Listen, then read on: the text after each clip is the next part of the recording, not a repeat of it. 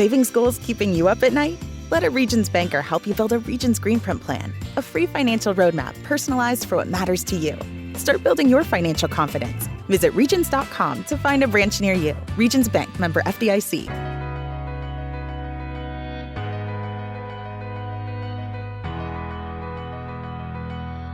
Broadcasting live from the Subaru of Gwinnett studio inside the Gas South Convention Center in Duluth, Georgia, it's time for Regions Business Radio. Regions Business Radio is presented by Regions Bank. Embrace the if in life. Member FDIC.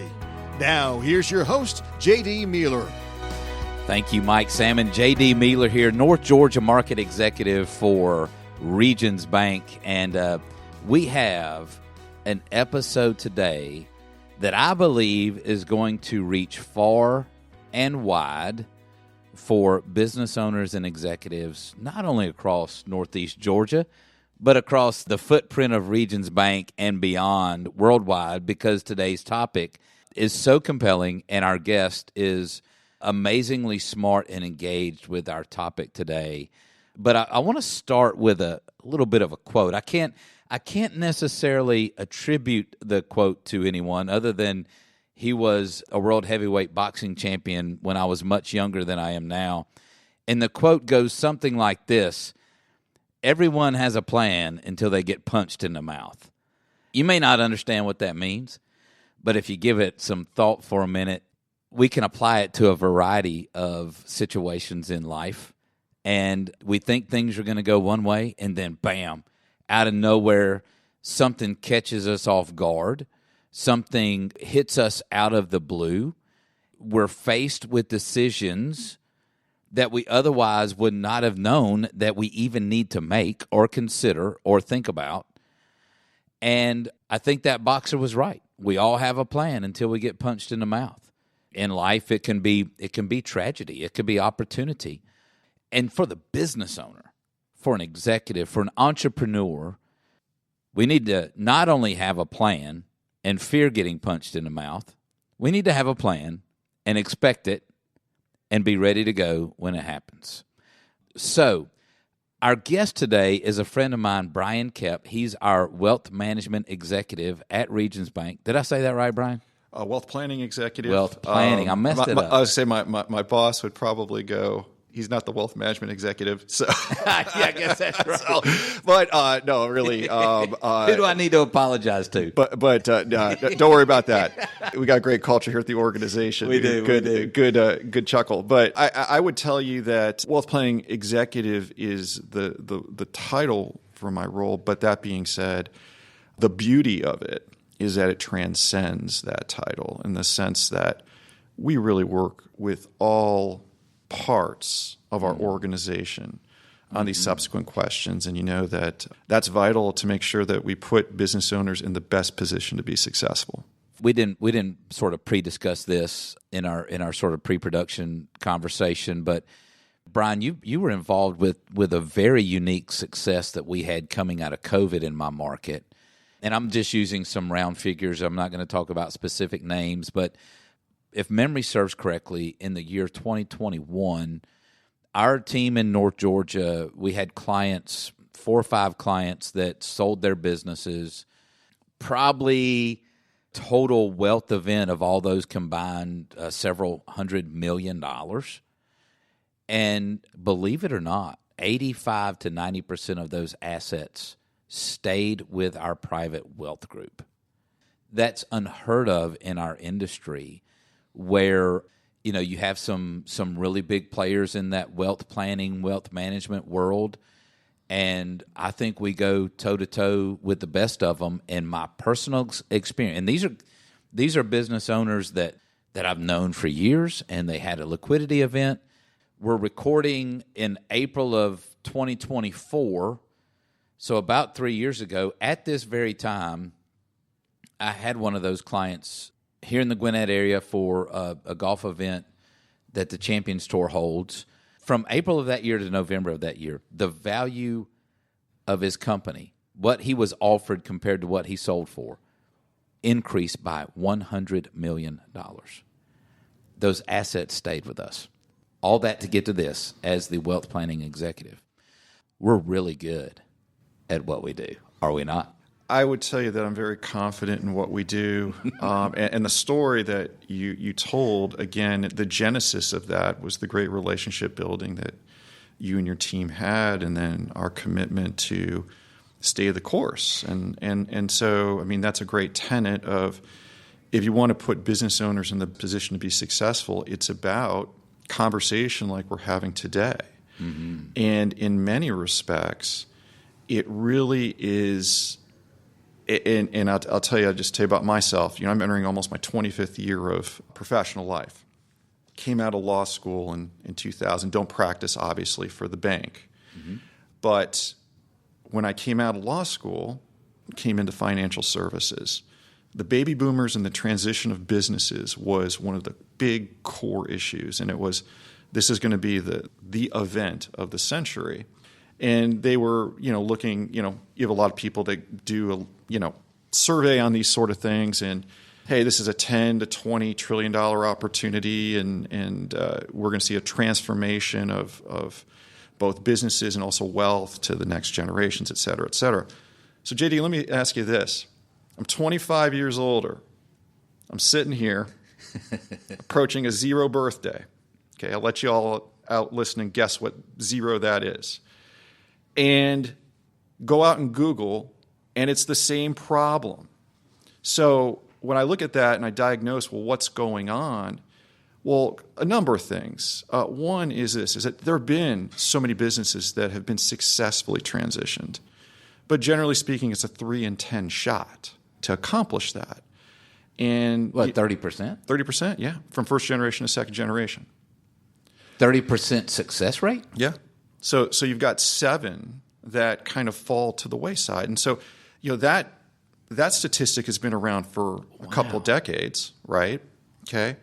Secondly, we've had business owners that went through the financial crisis of 2008. I think a lot of them got to COVID, and it was, different movie. Yeah. Same fear. You had the Dow drop to 17,500. Imagine look at where we're at today.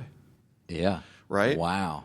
And so a lot of them said, you know what, I really need to focus and invariably make some decisions and put myself in position to monetize, put myself in position to begin to move interest, gift, sell, whatever it may be, to the next generation, do so in a tax-efficient manner. But I think that really the reason why we're sitting here 25 years later, and by the way, I think this is just a credit to the entrepreneur, the credit to living in the greatest country in the world that allows for people to start from, in essence, the bottom floor and be able to build something and achieve things that probably nowhere else in the world they can. I think it's become too complex. So invariably, we talk a lot about a number of things. I know we'll get into some of that today, valuation. We get into your contingency planning and value drivers, and into the estate and gift code and all these types of trusts and things you can do. And for me, it's a lot of fun. Yeah. My team, it's a lot of fun. For our advisors, it's a lot of fun talking about those things. Those are exciting things. But let's strip it back to what I believe is the key issue, which would be the one question. Okay. So if I were to ask you, you've talked to tens of thousands of business owners in your career. Willing to bet, right? Talked to a few, yeah. Yeah. What do you think the one question is? Well, I try to make a joke and say, what does it cost? But I think the real question is, hey, what's your plan? 100%.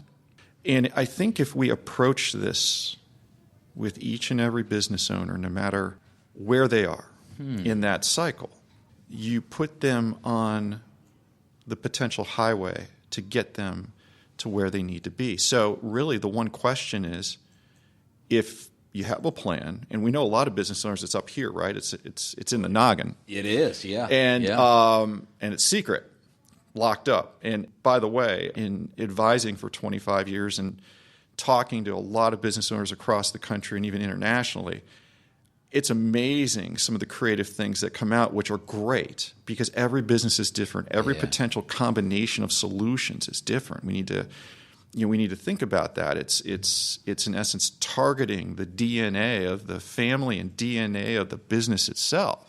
Okay. Yeah, different personalities. Yeah. You got 4 kids. Somebody has 12 kids. Somebody has no kids, and it's the nephew or the niece that's. We could talk about creditors and predators and every other thing, right? But it's really in essence saying, hey, you know what? If you have a plan, however simple, however complex, wherever you are, identify it. What is it? Make sure the people that you trust around you know it. If something happens to you and it's up here, well, what good was that, right? Look, I mean, we've been at this a long time. I don't want to be, well, I guess I do want to be very basic. We say a plan. And I wonder in society today, words take on different meanings, and certainly a plan is a plan. I'm going to ask you this question. Try to take this somewhere, so bear with me. In everyday life, what are some things we plan for? Plan for what we're going to eat for dinner. Right? We're going to plan for where the kids need to be later in the day. Mm-hmm. We're going to plan for the weekend to see what we're going to do. We're going to think about maybe that fall or spring break and, where are we going to go? All those things. All those things. Not too long ago, my wife, Amy, wanted me to go to the grocery store. She gave me a very specific list at the grocery store, including where it was located at Publix. Well, guess what? I went to Ingles. The basic location of the things are the same, and sometimes the brand is different, but I fulfilled the plan, but I completed the plan at a different place than I was supposed to, and it got me in some trouble with my wife. Yeah, I've lived that world too.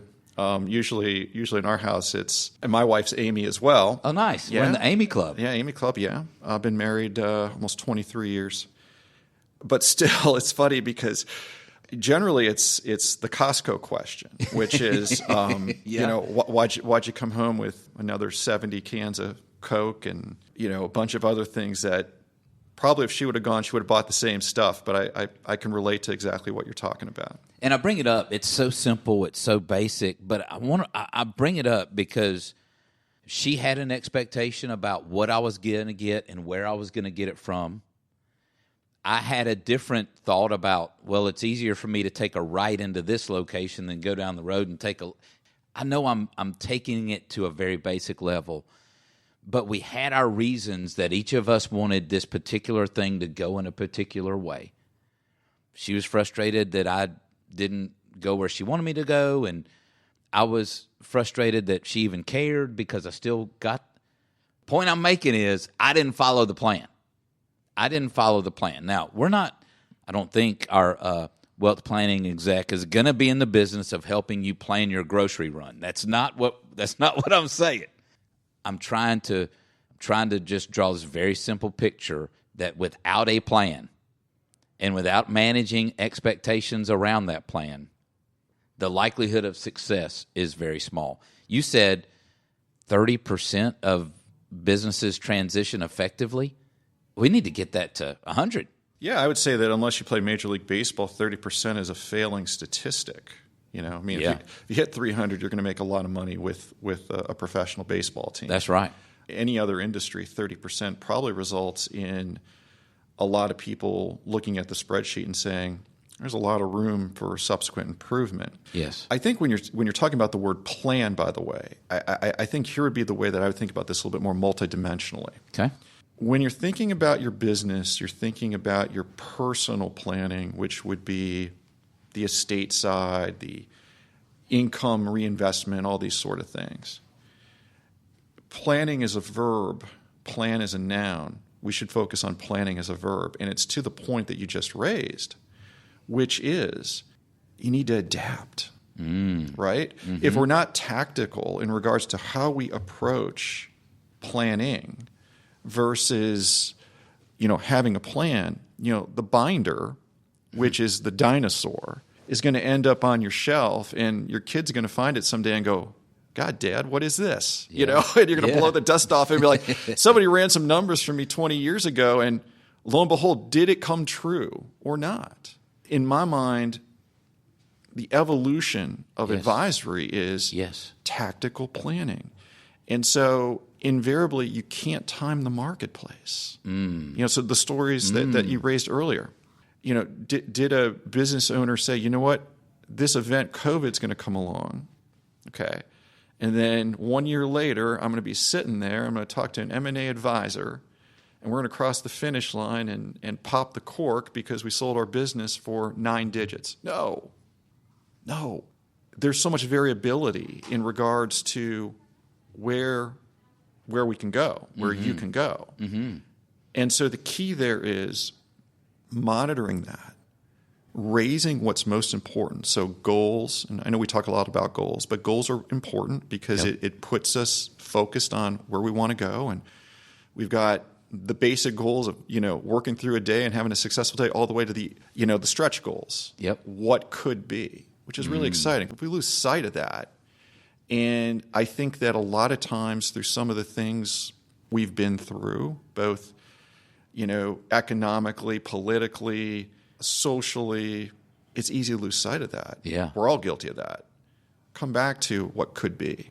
That's exciting. That's a great conversation. Not to say it's not without challenge, but that's an exciting thought, and begin to, in essence, mobilize and begin to think about all these elements to say, all right, I've answered the one question, yes, no.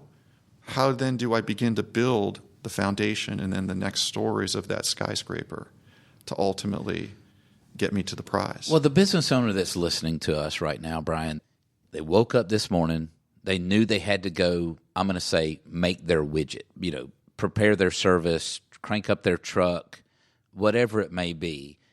They wake up this morning and, they sort of do what they always do. They go by the same gas station and get the same cup of coffee, and they go in and they log into the same computer, and they're going to do the thing today that they always do. Without a plan, without a mindset towards what you were just mentioning, what could be. They're just sort of, I don't know, are they procrastinating? Are they just creatures of habit? How do they work in this thought of what could be in amongst all their, I got to buy this raw material, I got to go collect these receivables, and I know they have people that do that. But the thought of what could be is really compelling, as you mentioned. I think that to that statistic, which is one of the older statistics regarding business transition, it's 30, 12, and 4, second to third to fourth generation. There's so many reasons for that. So 30% to second, 12 to third, 4 to fourth. There's so many things that business owners need to think about that often is about playing to next week, and then the week after, and the week after. And suddenly weeks become months, months become years, years become decades, and lo and behold, here we sit. And so invariably, just like a lot of things, it's prioritization. And one of the things that is tough to get your arms around is the potential mortality of your business, because you've put everything into it, including potentially your family's future. So to think about that going negatively, that's a potential fear point. What's interesting is we probably think about that more often when we think about what could be. Oh, yeah. Right? I think so. And then it's just saying, hey, when can I find the time? And we're all guilty of this too, which is like, well, next week, and then next week, and then suddenly we're 3 years down the road. So what I would say to business owners, look at your month. Okay. Shade 1 hour. I want for you just to go into a room, the whiteboard. It could be by yourself. It could be with your family. It could be with the key people in your business, however you're structured and however you're comfortable. And I want for you to recommit to your mission statement. I want you to recommit to where we're going, what's important. I think one of the things that's often tough, too, is we need to think about succession. Who's next after us? The best business owners, I think, understand that the more that they're involved in vision and the less they're involved in the micro issues that a company encounters, the more valuable that business is. I hear that through the term working on the business instead of in the business. Have you heard that term? I have, yeah. And I think it means different things to different business owners. Makes sense. But it does make a lot of sense. And, think about this too, just I've been in corporate America for 25 years. There's a little bit of a maturity to that because you think about, I'm going to do it differently. Yeah. Do it differently. Yeah. And then you start to realize as you experience different things, and we all have these different paths that I always joke with our team. I said, I've made every mistake in wealth management possible, and that's a good thing. Yeah. Because you learn from those things. That's exactly how you learn. And that's not involving like investing money. What that just is tactical things. Yeah. Yeah. And you grow and you adapt from those things. And I think that being involved micro as a business owner really, I think, limits the where can you go, what could be question. Mm-hmm. Empower the talent that you've hired. Yeah. Empower them and build. You retain them. There's so many ways to do that with key people. For sure. Just had a talk with a business owner this week. And so immediately, this is the Google question, JD. And so you'll get out there and you've got all these type of plans, deferred compensation, all this sort of stuff. And those things are great. And we can talk about those all day long. Okay. Yeah, tax benefits, et cetera, et cetera. He's like, hey, you know what? My top managers, we send them on a trip, their families. And they get a week at a resort. They look forward to that every year. And what they do is they drive because that's a focal point for their personal goals. I want to go on that trip. That, in essence, incentivizes performance. So it could be something as simple as that. And then we know that cash flow and business capital is the lifeblood of a business. Yeah. Utilize your capital in the best way possible. Let's find the cash flow to accomplish those things. Yeah, because so good. Yeah, because it doesn't need to be stock options, restricted stock. Let's transition 5% of the business to a potential, officer or whatever it is. Yeah, those things work too, but it doesn't have to be that. And that's why that time with the whiteboard. Yeah, that's such a great idea. Alone or with the people that you trust, advisory, to say, hey, you know what? This month, for 1 hour, what can we do to enhance tactically where we're at? And I think that's where some of those best ideas come from, because you really need to slow down and just spend the time and think about those things. What a great business concept, because my mind automatically goes to, I'm going to piggyback on that, just the commercial banker in me with a CFO type of view. I can't help but think about what you're saying.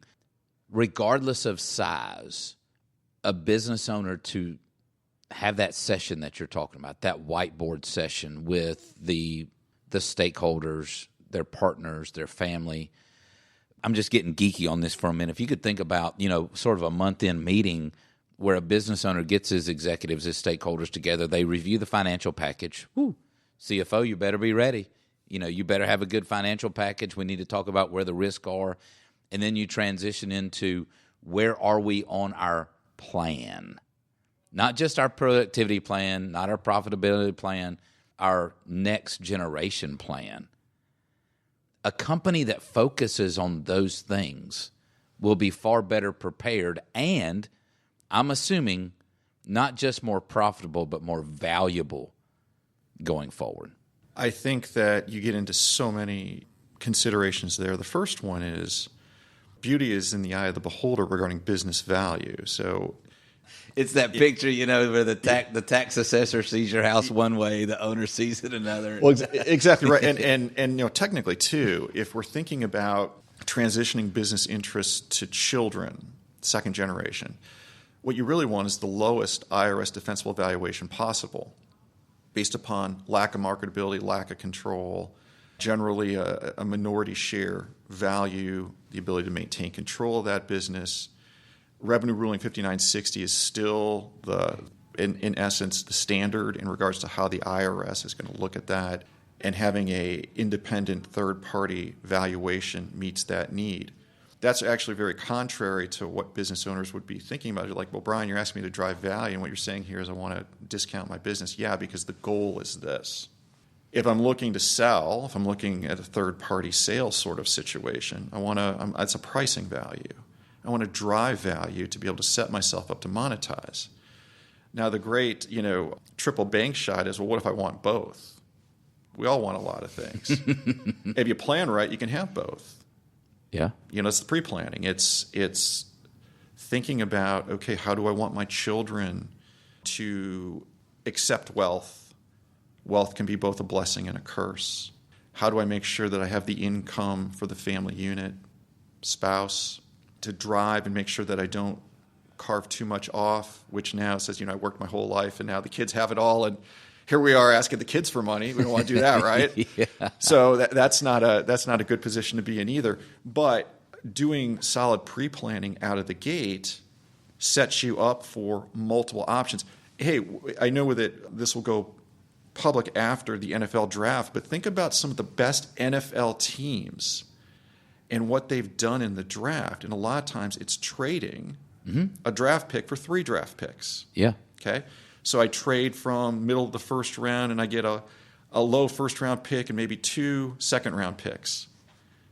Well, now I have 3 potential opportunities to find what I'm looking for. I look at strategic planning very much the same way.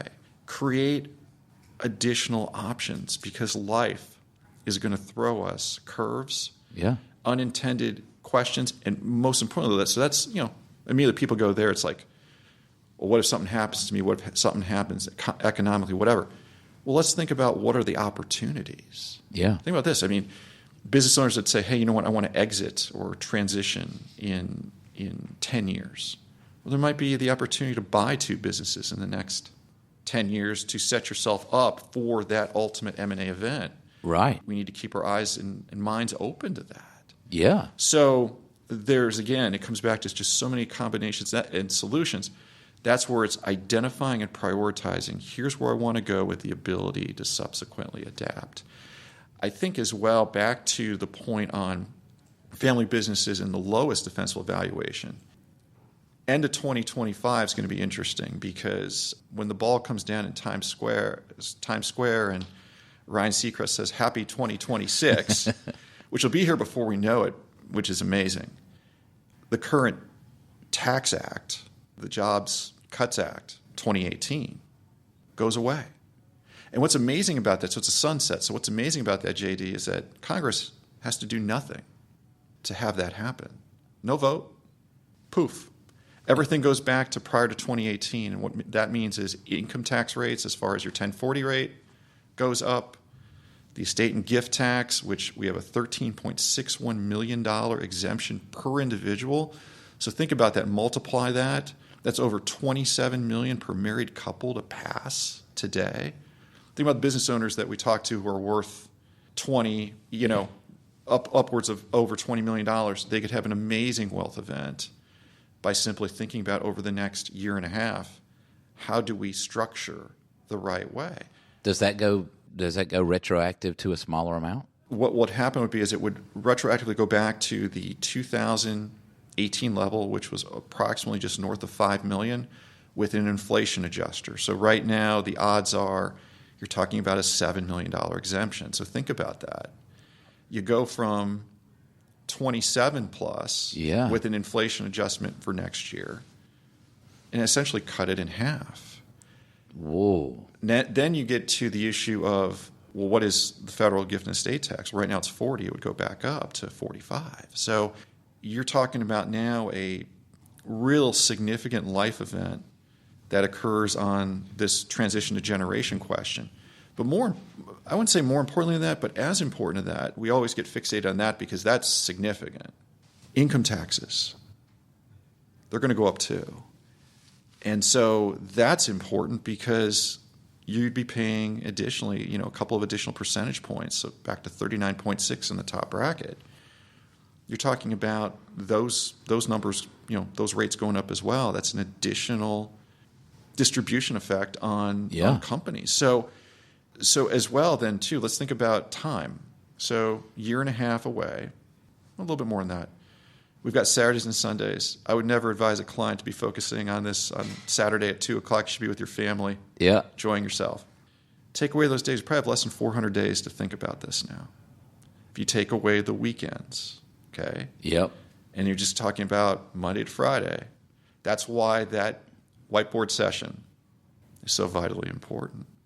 Yeah, personally, by the way, I love a whiteboard session. You get together, you share these ideas, and however you capture them. And I would make an assumption, maybe right or wrong, but very few business owners take that time to capture those ideas. Let me give you a couple scenarios.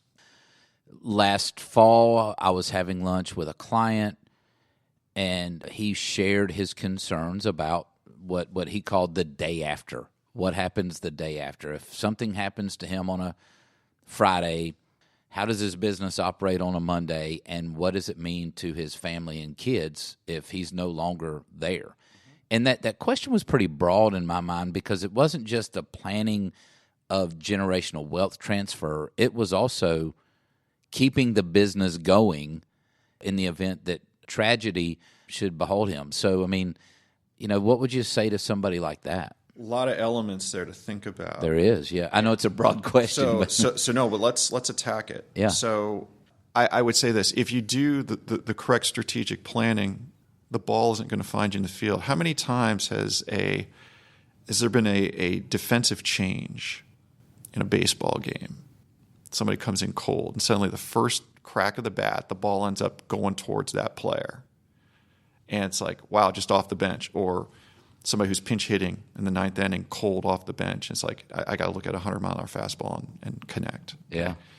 The same thing here. I think that if you do the proper planning, the ball doesn't find you. I think, and there's no quantitative data behind that. Yeah.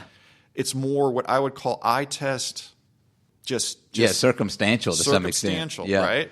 And I think some of that has to do with the fact that you feel better because you've done something in the case that something were to occur. I think there is a mental cause and effect there.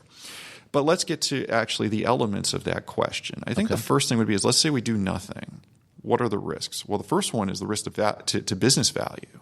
Because if I am running my business, I don't have a succession plan, a continuation plan, something happens to me, my wife is not involved nor cares to be involved, well, who's going to run it? Now I know competitors can look at me and say, well, gosh, I could probably buy them at half price. Yeah. It's capitalism on sale, right?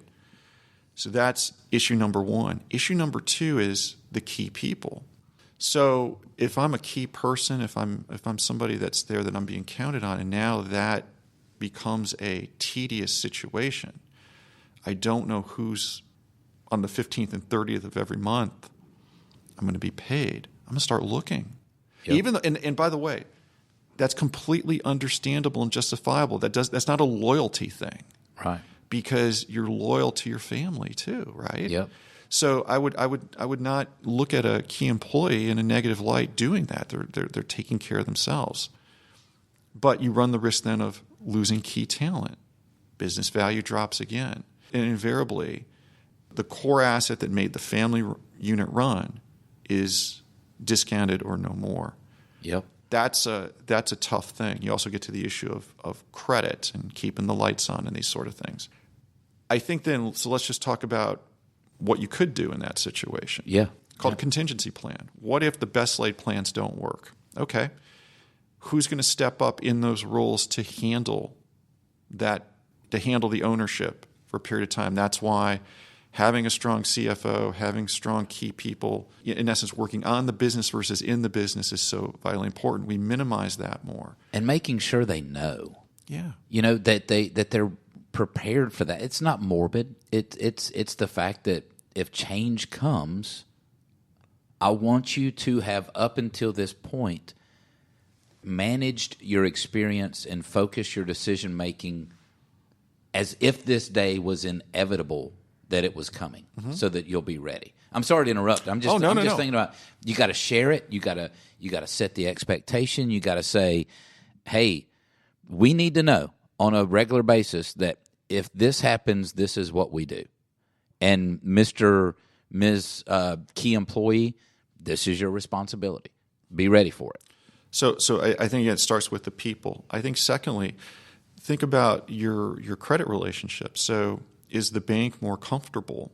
Again, back to the one question, yes, no. Are they more comfortable if something were to happen to know how's it going to unfold? I would venture to say yes, but more importantly, it's working moving forward to preserve the business and to preserve the family. I think the bank, organizations such as ours, can be just such a great steward of that. Yes. They were people. and relationships matter. And I could tell you that something that's great about our firm is that our people care about people. Yeah. And so it's not necessarily about the line of credit as much as, is everything okay? We'll worry about the line of credit, but knowing that the succession plan is set, that makes that discussion very easy because we know now, okay, what's next? The third is, Well, can I interrupt? I'm sorry. Course, I want to stop right there because on sort of, quote, my side of the table, the commercial side of the table, we discuss that in our credit meetings. It may be one of those things that business owners don't pay attention to. I was having a conversation earlier today with a buddy of mine that's an executive coach, and I was sharing with him how infrequently business owners get into the nuts and bolts and the weeds of their loan agreements. Well, businesses, our listeners today should also know that we discuss that. We discuss your contingency planning. We discuss your, next generational plan, because as we extend credit and we look at risk, we evaluate the risk of the ongoing entity. This is a very important topic to us. We're making our decision to extend credit on the performance and the leadership of the business today. If that changes, we want to know. We need to know. So bringing your bank, I just had to put my own commercial on that because at that point, it does matter. And I think it's awesome that we're having those conversations because it's not a wealth conversation. It is not at all. And I think that some people immediately just think when you get into this type of discussion, it's a wealth management question. No, it's a life question. Yep. And I think everybody should be focused on those subsequent things. I think third, what are some things that you can do? I think knowing your balance sheet's really, really important. And you get into all the foundational estate planning based upon state law. I would encourage everybody to do that. Not having a will, set yourself up for the state that you live in to dictate your future. That's not a good idea. But even more importantly than that is access to liquidity. Some simple things that you can do. Think about business value and in essence, insuring it. Mm-hmm. And thinking about both sides of that. What does my family need? Yep. So that's your traditional debt coverage. Something happens to me, make sure that the family is well set, and we take that question off the table. But then as well the business, and it doesn't necessarily need to be tied to what we call key man. It's just simply, business multipurpose insurance strategy. For and sure. saying, Yes. Hey, you know what? We're going to need a 6-month float to bridge and think about what's next. Those funds are available. Or if we need to bring somebody up to run the company or go outside the company, we know, CFO for hire or whatever it is, you can do that. Yep. The family can do that. And so those are real simple things to think about. And if you've done it, great. It's always good to review it. Because just like I'm seeing with 9-year-old and 8-year-old right now, buying new shoes every 3 months. Yeah, you JD. are at that age. I know. So, and they still got to be the cool ones. Yeah, I've got 2 big boys too. So it's like you got to constantly review that, and it could be a 5-minute discussion. Hey, we're good, move on. That's what we call in essence triage or rapid planning to say, hey, we're in a good position, we're good, let's move on. I'm going to say this. It's going to sound old school, but I'm going to be facetious when I say this. You're a very smart guy. But I run my business, Bryan. I know my business really well, and I have a will. My will take care of my business when I'm gone. So thanks for coming to see me, Bryan. You're a really nice guy. I appreciate you buying lunch, but I got a will. My business will be taken care of. What do you say to that person? There's a couple of truths that I always like to focus in on with business owners. The first one is, number one, nobody will understand your business more than you. So I look at there's a lot of consultants out there. There's a lot of people that bring a lot of value to the table. They bring value to the table. We hope to bring value to the table. Mm-hmm. I'm not going to tell you how to run your business. That would be silly, and that's not what I do. So invariably, the best planning, the best strategy, the best tactics are going to be centered around ultimately what that business owner wants to accomplish. Need to be listening 90% of the time. Wow. Because there are so many things, you talk about reading in between the lines, you need to pay attention to, which are really, really important, because there are things that all of us have that we, when we're by ourselves, that we can communicate, but we a lot of times can't bring out in that conversation. But to have the dialogue, to continue discovery is so paramount. I think the second thing, too, with family businesses, which is so vitally important, and you'll get out there and it's like, okay, how do you treat your kids with wealth? And, the road to Hades sometimes has unintended consequences with that. So you know your children better than anybody ever will. Yeah. Okay? We might have common experiences with kids, but every child is different. And so for somebody to say, hey, you know what, I understand your son who's working in operations and your daughter that's working in marketing, and I know how this is going to turn out, that would be silly. Right. I don't. I think that what the purpose of a great advisor is to empower you to look at them and make some decisions and act as a facilitator. Including ask hard questions? Yeah, including ask hard questions. I mean, can my son lead this company for the next 25 years? Yes or no? By the way, does my son want to do it? Yeah. He may be married and his wife's like, I don't want you to live that life. And by the way, that brings up a really interesting question too, because I know we're on Business RadioX. I'm an Xer, so I'm a Gen Xer. Yeah. One of the younger Xers, because I guess the millennials are 81, and they've got some arbitrary cutoffs with these generations. But I always kind of look at my generation as kind of the crossover. It's interesting with the X. Crossover of old school, new school thought. Yep. We embrace tech, but we also embrace the way that business has been done, and we see value in all that. I love that. Right? But there's different value sets for different generations. Yes. And I think that that's one of the toughest things. I mean, I'll give you an example of that. My kids love YouTube, JD. I mean, I remember growing up, I'd watch Looney Tunes. Yeah. This Week in Baseball. Twib Notes. Twib Notes, right? Now, they're on there. They've got these influencers, and you got to watch out who these influencers are. They get just fixated on this stuff. Yep. Different value systems. Mm-hmm. So the best business owners, I believe, have to be able to sit back and adapt and say, okay, my business may change. I can't, for us to achieve the goals that we have, whatever they may be, to be a 5-generation business, to cash out and put my family in the best position to start something anew, whatever it may be. I gotta be open to the mindset that what's coming behind me is going to be different. Yeah, but that's okay. It's always been that way. It has been, right? I mean, as much as we don't want it to be. I mean, think about it. Think about the greatest generation. They never borrowed money. They did not. No, it was like if you had it, you bought it. And so what got us to our next level? Strategic use of credit, the right way. Yep. Right. There's the right way and the wrong way of doing everything. The right way. Okay. We've got what's coming up behind us, and it's going to be more of a tech focus. But I also believe this: as those kids, and use that in quotes, grow and learn, we all strive, and we all are thirsty for personal relationships. It's not going to be a world of just screens. Yep. And a lot of what we're talking in 25 years will be still paramount to being successful. So that is so good. Invariably, it's embracing evolution, but also focusing on the key drivers as far as what makes it work from generation to generation. Yeah, and in closing, I'm thinking about the importance of something you said along the way, Bryan. At Regions, we have a very kind culture. We're very engaging. I do believe that we care deeply for our clients and their well-being and their success and all of these things.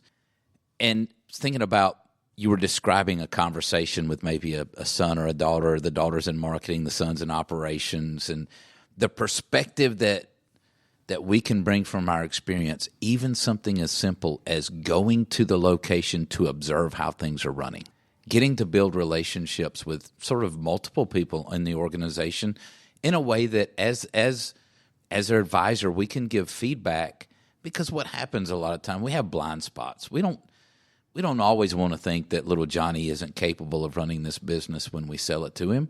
But somewhere the tough love is, have you seen how they speak to others or how they carry themselves? And is this really what you want? That's the depth to which these conversations have to go to be successful, is it not? Well, it might be the realization that the daughter in marketing is the one that should lead. I mean, no, and that's right. true. That's really true, and it may be when you have those conversations, it's empowering them to think very much the same way. Because think about those kids; their lives are just beginning. You know, they've got some unique things coming out of school. Student debt's one of them, but as well, you know, life stops. The clock doesn't stop for anybody, and so it's how do you build those skills? Yeah. To lead. How do you build those skills to empower? Those are all things that I think are very, very important in the general advisory talk. So we get fixated on the elements of valuation and trusts and all these things, and that's the orthopedics of our business, right? Yeah. My elbow hurts. All right, well we'll do an MRI on that. The neurology of our business, those things, are more important because when you pinch a nerve, it burns hot. And I think that attention to family dynamics, the interactions, the making sure that business owners understand that, hey, you know what, hear the kids out. Doesn't mean you have to adopt it. That's right. But their perspective may take you to the next level. It could. Yeah. Those are all, I think, just potential things that make the difference when we get back to the issue of, are you a 30%er or not? Well, or do you have a plan? Again, the one question. The one question, do you have a plan? Bryan, I've loved this conversation. One of our longest episodes, but the content of it is so important. What I would like to point out to the listeners, by the way, is, to your point, you just mentioned it, and you sort of mentioned it in passing, but I think it's very material to how we end this episode. We didn't talk about investment strategy. We touched on wills or maybe mentioned the word trust, meaning trust as a legal instrument of asset ownership and parsing or whatever it may be, not trusting one another in that form of trust. We didn't talk about the nuts and bolts of this thing. I love that our approach to it under your leadership is, let's have a conversation, let's make a plan, let's execute the plan, and let's stick with it. That's different. We're not out here saying, hey, when you sell this business and you come into a couple $1 million, we want to be the first ones there to deploy it into the market. We're saying something entirely different at Regions Wealth Planning. We're saying, let us get in early. Let us help shepherd you, guide you, share our experiences to where you are, to where you want to be, hold you accountable to your vision of what could be, and let us help get you all the other stuff. That's easy. Well, I was going to say that the stuff that we're talking about today are infinite, right? Yes, infinite, that is right? Because so good. let's add the individual, their personal philosophy on life, business.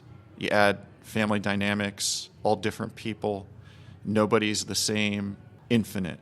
The beauty in the wealth transfer world, it's finite. There's a finite number of ways that you can transition wealth, spend wealth, etc. And that's the easy part. Yeah. The hard part, the part that we need to lock in and focus on to be, in my opinion, successful as defined by the clients that we serve, is what we discussed today. Yes, it is. And that voice you hear is Bryan Koepp, Wealth Planning Executive at Regions Bank. And this conversation could go on for quite some time. And really, with all due respect, this conversation needs to go on, Mr. Business Owner, Ms. Business Owner, in your office with our team. I don't recall that I've ever just in the podcast came to the listener and said, you have to call us to have this conversation. But I am today. I'm saying that we don't know what tomorrow holds, so we better start getting ready for it. And we want to help you with that. Our team, firsthand knowledge. Y'all can't see me. I'm waving my hand. Firsthand knowledge, because I've seen my clients attain peace, I'm going to say peace and wealth, and ongoing just joy and satisfaction from a transaction because of Bryan and his team, call us. We want to help. You were going to say something. I'm sorry. No, I say here's a good way. So just take one step forward. I think that a lot of times when we've had, however complex or however simple, one of the things that we can agree on is probably when you get to Thanksgiving. It's holiday time. Whatever you celebrate. Wouldn't it be nice? And it'll be here before we know it. It will be. Wouldn't it be nice when you sit down at Thanksgiving dinner this year that you look and say, look at how far we've come. And yeah, there's always distance to go. But think about 2024 as the impact year that we made some incredible family decisions. We made some great personal decisions. We've put ourselves in position to be successful. And there's offense and defense. We're prepared to play D if we need to, but sometimes your best defense is your best offense. So as I said, let's go. Yeah. Bryan, thank you so much for being here. We hope that you've enjoyed listening to Regions Business Radio. I'm your host and Northeast Georgia Market Executive, J.D. Mealor. Thank you for listening. Regions Bank, member FDIC, equal housing lender. This information is general in nature and is not intended to be accounting, legal, tax, investment, or financial advice. Regions believes this information to be accurate when recorded, but it cannot ensure that it will remain up to date.